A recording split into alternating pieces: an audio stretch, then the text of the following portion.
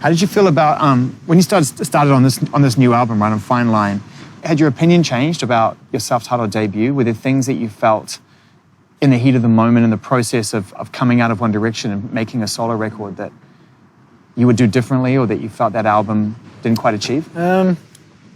When I listen to the first album now, I can hear all of the places where I feel like I was playing it safe because I just didn't want to get it wrong. I just didn't want to get it wrong. You started with a mid-tempo 7-minute single, bro. Right. I mean, it wasn't that safe, Yeah. to be fair. Yeah. Apart from that, Carry on.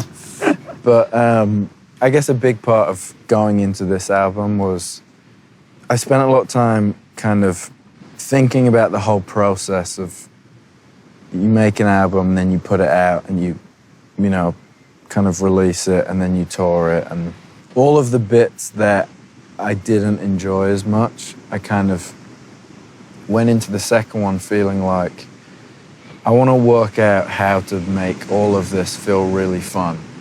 So that's why you drank margaritas and did mushrooms.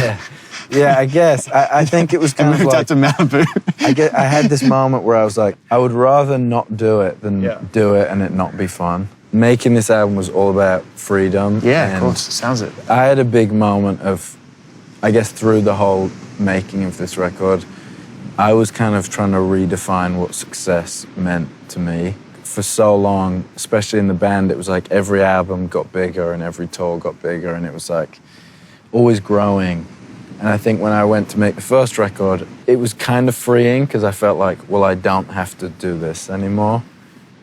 You're still like, well, if the last band thing was this and then your first thing is everyone's this, lined up to judge. Everyone is lined up to judge. Like, you come out with that first album and it doesn't smash it. It's like, oh, well, I guess out of the band, it's a no-go, right? Right. And so for me, when that album came out, I felt that you already were kind of redefining success in your own terms, because you went and connected with your audience, it felt to me at least, like in a very real way. Like you went back to trying to really connect with people. Right. You can't connect in a baseball stadium. Right. That was a thing that I'd always said I wanted to do when we kind of started, and when we started doing the music. It was like, kind of said to my manager, like, the first tour that I do, I want it to be really small. And then I guess with this one, it was like, I just wanted to have fun. I just wanted to have so much fun. That's what success is. That's where you landed on the redefinition of success. Yeah, and one of my friends kind of said, if you're happy doing what you're doing, then nobody can tell you you're not successful. I mean, it's so obvious, but it's also the kind of thing where probably 4 years ago, if someone had said that to me, I'd be like, okay. No, because you were too busy making everybody else happy. And also, I guess, when I was in the band, there was a big thing of, because we would make, the last 3 records we made on the road, and I had friends who were musicians who I knew would they would tour, and then they would take 6 months off to go and make dive the into record. into a process. And I used to be like, oh my God. You can do that? What, so you're just making, that's it?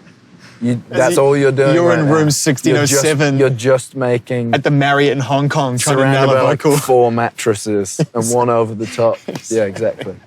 On the last 2 tours as well, we bought this old surveillance van and converted it into a studio so it would follow the tour around. So at the venue, you'd go into this tiny little surveillance van that had no air conditioning. What, you and One Direction would go in the back, we recorded songs in the back of a van on the road. So we had That's this... the bossiest shit. Yeah. So people are walking past the van, I've got no idea. Well, it'd be in the venue. In the venue, right, okay. Right. It's crazy. Yeah, it's fun to record it like that. It's just a totally different process.